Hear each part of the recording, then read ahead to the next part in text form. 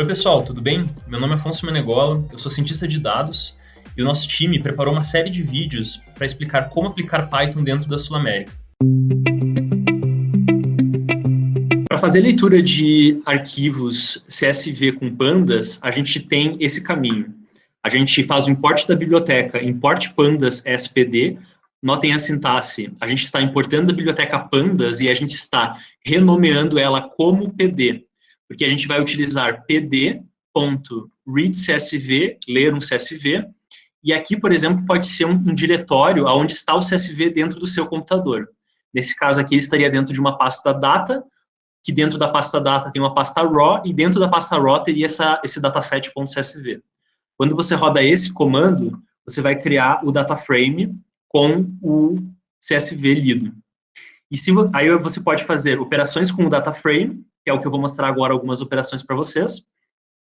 E se vocês querem salvar esse CSV no computador, vamos supor ele manipulado, vocês podem fazer df.toCSV e dizer um diretório para esse CSV. Então, aqui no caso, ele vai salvar o CSV transform dataset dentro da pasta data, que dentro da pasta data tem uma pasta process. Perfeito? Para a gente printar o início da tabela e o final da tabela, a gente tem os comandos head e tail. Notem que aqui, nesse caso, eu coloquei 8 dentro de head. Então, o que ele vai fazer? Ele vai printar as 8 primeiras linhas. Da mesma forma com o tail, se eu disser 4 aqui dentro, ele vai printar 4 linhas do final da tabela. Se eu não usar nenhum número dentro, ele sempre vai printar 5, ok? Para fazer seleção de colunas, a gente tem alguns métodos. Primeiro, a gente pode utilizar colchetes com essa sintaxe. Então, lembrem do dataset do Iris, tinha uma coluna sepal length. Se eu usar df, abre e fecha colchetes, com a string com o nome da coluna sepal length, eu vou estar selecionando essa coluna. Eu posso também selecionar como um atributo. Ele tem essa sintaxe ligeiramente diferente, e talvez um pouco mais limpa, né, para facilitar a visualização do código. Você vai acessar df. E o nome da coluna. Se você quer fazer uma seleção de 2 colunas ou mais, ele tem essa sintaxe aqui, ó, que é colchetes duplos. Na verdade, não é colchetes duplos. Vocês percebem que isso aqui, que está aqui dentro, né, é uma lista com os 2 nomes das 2 colunas que eu quero selecionar. E essa lista, eu estou colocando ela como eu estou colocando dentro aqui essa string sepal length. Então, aqui eu estou colocando uma lista dentro de df colchetes, e aí eu seleciono 2 colunas. Se eu quero selecionar linhas, eu posso ter essa sintaxe. df de 5 até 9. E aí ele vai printar 5, 6, 7, 8. Ele não vai printar o 9. Da mesma forma como o range, por exemplo, ele não printa de 0 até 9. De 0 até 10, né? Ele vai de 0 até 9, porque o índice começa com 0, tá bom? Se eu quero fazer uma seleção booleana, numérica, então o que acontece? Pega o dataset do Iris, df.sepalLength. Eu quero selecionar as flores que têm um tamanho de sépala maior que 7.2. Então eu vou pegar e eu vou jogar essa comparação aqui, ó, dentro de df colchetes. E aí ele vai me retornar um filtro, né, uma seleção de todos os registros de flores com sépala acima de 7.2. Da mesma forma, eu posso fazer uma comparação categórica para selecionar, nesse caso aqui do dataset Iris, apenas as flores que são da espécie setosa. Então, o que eu vou fazer? df. A coluna espécie, né? Igual, eu estou fazendo uma comparação, string setosa. E eu coloco isso dentro do df colchetes. Nesse caso, a gente vai estar fazendo a seleção das flores que são do tipo setosa. Eu quero fazer mais de uma seleção. Por exemplo, eu quero utilizar, vamos supor que eu quero utilizar 2 comparações para fazer um filtro. Então, por exemplo, eu quero selecionar as plantas que são setosa junto com as plantas que são maiores, que têm um tamanho de sépala maior que 5.6. Então, quando eu faço entre parênteses essa comparação, entre parênteses essa comparação, e eu utilizo esse operador e comercial, eu estou fazendo, eu quero as plantas setosa e que contém um tamanho de sépala maior que 5.6. E eu coloco isso dentro dos colchetes df, e aí eu vou ter o resultado aqui, o filtro, né, dessas dessa situação. Se eu quero ordenar, por exemplo, para ordenar uma tabela, eu tenho um conceito chamado sort values dentro do Pandas, df.sortValues, e eu tenho que dizer qual coluna que eu quero que seja ordenada. No caso aqui, eu coloquei by sepal_length. Então, o que isso aqui retornaria? Retornaria o mesmo data frame iris, ordenado pelo tamanho, em ordem crescente, o tamanho da sépala. Perfeito? Eu posso também fazer ordenamento por múltiplas colunas. Então, aqui dentro do by, diferente de só colocar uma coluna, eu posso colocar uma lista de colunas. E ele vai ordenar utilizando essas duas colunas. Então, aqui vocês notem que ele ordena primeiro pelo sepal_length, depois ele utiliza a ordenação do sepal_width. E se eu quero fazer um ordenamento crescente, eu posso utilizar da mesma forma by sepal_length, só que eu tenho aqui um outro parâmetro, ascending igual a false. Geralmente ascending, de ascendente, né, ele está igual a true, que é o que ele retorna aqui, que é crescente, né.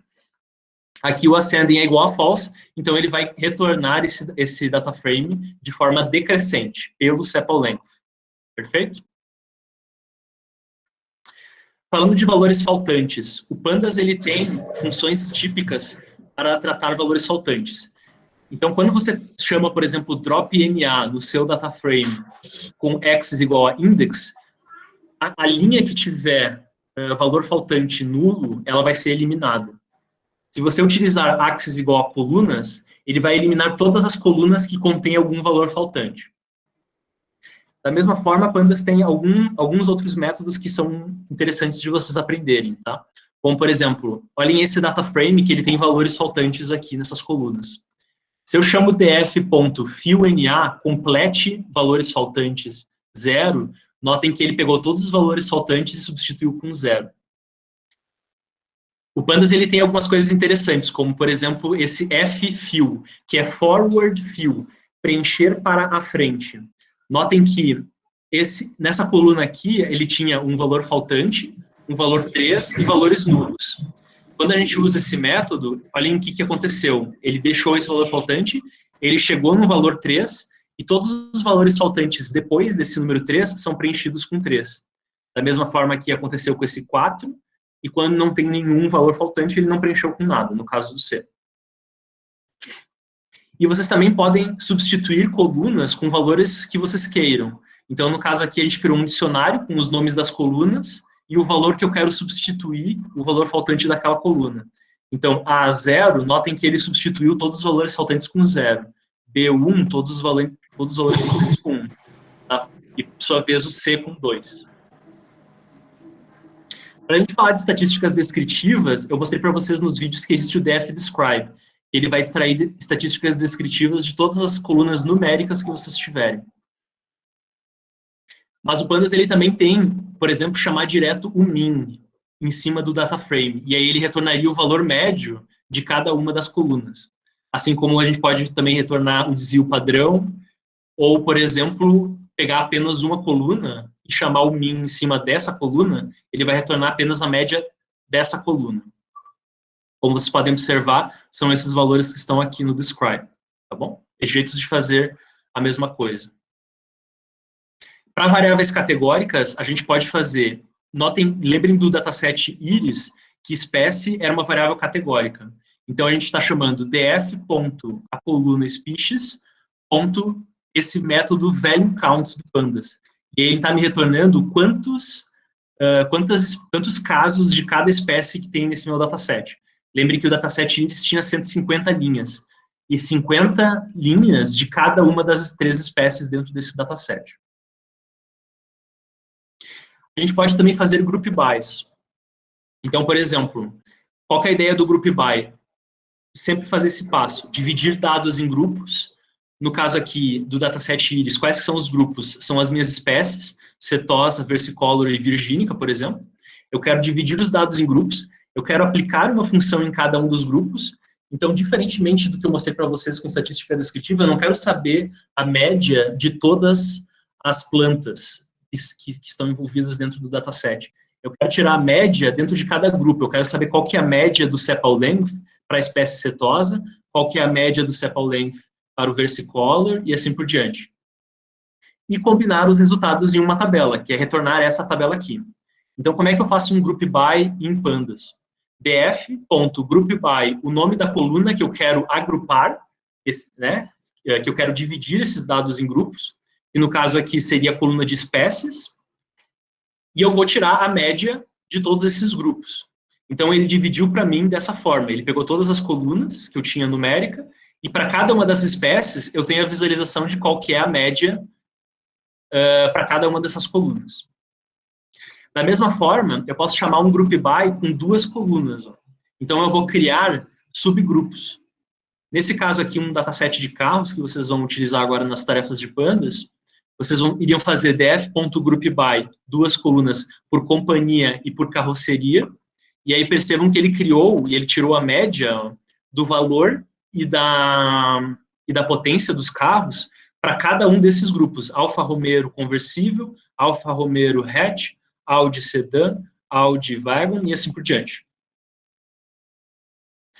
Para a gente fazer um merge em pandas, imaginem essa situação dentro da Sul América. A gente tem um código de documento e a gente tem um valor pago. E a gente tem uma outra tabela que tem o mesmo código de documento da guia de pagamento, né? E a gente tem o prestador, ABCD. E eu quero combinar isso numa única tabela. Eu vou utilizar esse comando merge. Eu vou pegar esse data frame 1, eu vou chamar .merge, o segundo data frame. Eu estou especificando on qual que é a coluna que eu vou utilizar como chave para fazer o merge, e o how igual a left. Essa é a estratégia do merge. Então, o que eu vou fazer aqui é um merge utilizando a chave código documento, em que eu pego esse aqui e eu atribuo, faço a correlação, né, desse código documento com esse código documento, retornando aqui a coluna prestador em uma única tabela.